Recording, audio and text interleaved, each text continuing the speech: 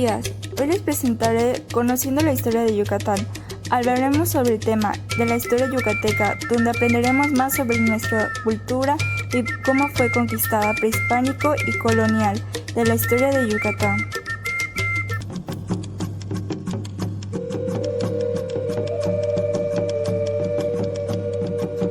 Pues ahora les hablaré sobre los códices. Estos son escritos en tiras de papel, cubierto con una preparación de color blanco, en una escritura jeroglífica e imágenes, y a base de eso eran textos. Pues el área es algo muy importante, ya que nos enseña varias cosas. El área maya es un ambiente diverso, que tiene fuentes de agua, flora y fauna, y eso se puede encontrar en tierras tropicales. Los antiguos mayas se adaptaron a la naturaleza.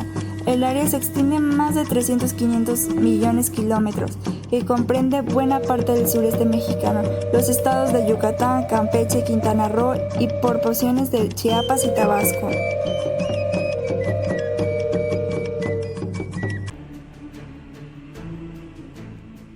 Los conquistadores europeos se extendieron sobre el campo de batalla centrales de la península de Yucatán.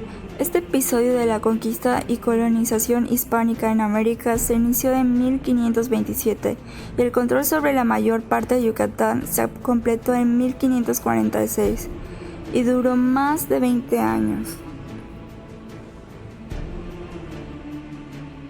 Francisco I. Montejo fue un militar explorador español en que ya tenía permiso para explorar Yucatán en 1527 y entonces dominó los pueblos mayas en compañía de su hijo y de su sobrino.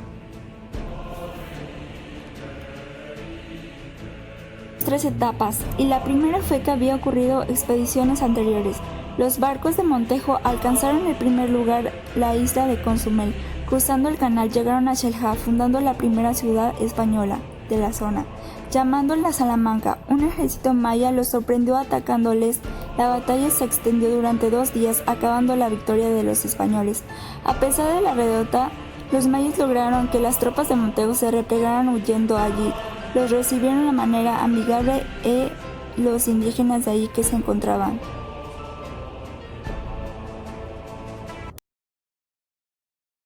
La segunda etapa de la conquista de Yucatán comenzó aproximadamente en 1530 y duró unos 5 años. Los españoles consiguieron que los cheles y enemigos tradicionales de los mayas los apoyaran contra el enemigo común. Montejo dividió entonces sus fuerzas poniéndolas bajo de mando de su hijo apodado El Mozo. Los mayas obligaron que los españoles abandonaran diversas posiciones. Esto provocó algunos problemas. Decidieron abandonar a Montejo. Recibió una herida grave de uno de los ataques indígenas. En vista cómo desarrollaban la situación, Montejo ordenó la retirada, donde al fin esta segunda etapa de la conquista. La tercera etapa, entre los años 1540 y 1545, en esta ocasión el adelanto se dio el mando militar civil a su hijo Hermoso.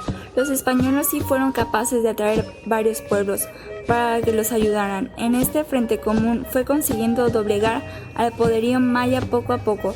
El 6 de enero de 1542, Hermoso fundó Mérida, establecida como la capital de Yucatán. A partir de ese momento, los españoles se dedicaron a consolidar. Luego del fuerte dominio, parecía que los españoles habían logrado la sumisión a la corona española de parte de los indígenas. En 1546, no obstante, los nativos no querían aceptar de lleno la religión católica y mucho menos estaban de acuerdo con los tributos que exigían los españoles y el sistema de encomiendas de estos que habían implantado.